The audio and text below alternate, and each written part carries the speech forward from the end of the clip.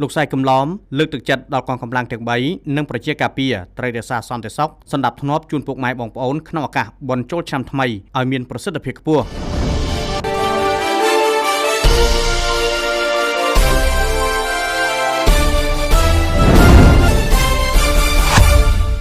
លោកប្រធានគណៈបញ្ជាការឯកភាពរដ្ឋបាលស្រុកស្ទូងបានមានប្រសាសន៍លើកទឹកចិត្តដូច្នេះក្នុងឱកាសដែលលោកអញ្ជើញជួបសំណេះសំណាលសួរសុខទុក្ខកងកម្លាំងអធិការដ្ឋាននគរបាលស្រុកស្ទូងនិងប្រជាការពារកាលពីព្រឹកថ្ងៃទី7ខែមេសាឆ្នាំ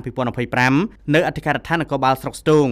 ទន្ទឹមនេះលោកបានណែនាំដល់អធិការដ្ឋាននគរបាលស្រុកស្ទូងនិងប៉ុស្តិ៍នគរបាលរដ្ឋបាលត្រូវធ្វើផែនការសកម្មភាពនិងបំណែងចែកទូនាទីភារកិច្ចកងកម្លាំងឲ្យបានត្រឹមត្រូវក្នុងការរក្សាសន្តិសុខសណ្ដាប់ធ្នាប់ក្នុងឱកាសបុណ្យចូលឆ្នាំខ្មែរនៅតាមបណ្ដាវត្តអារាមនានា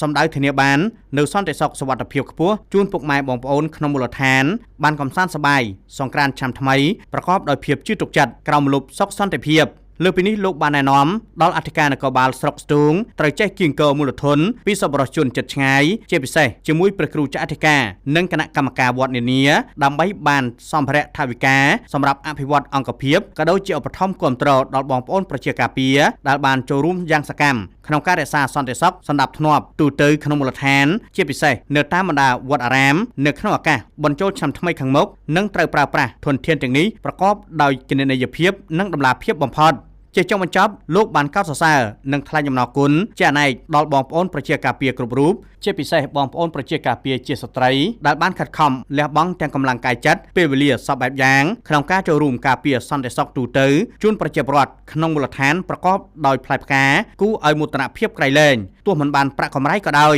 សូមបញ្ជាក់ថាស្រុកស្ទូងមានប្រជាការពារសរុប1306នាក់ស្រី11នាក់និងចែកចាញ់ជា127ក្រុម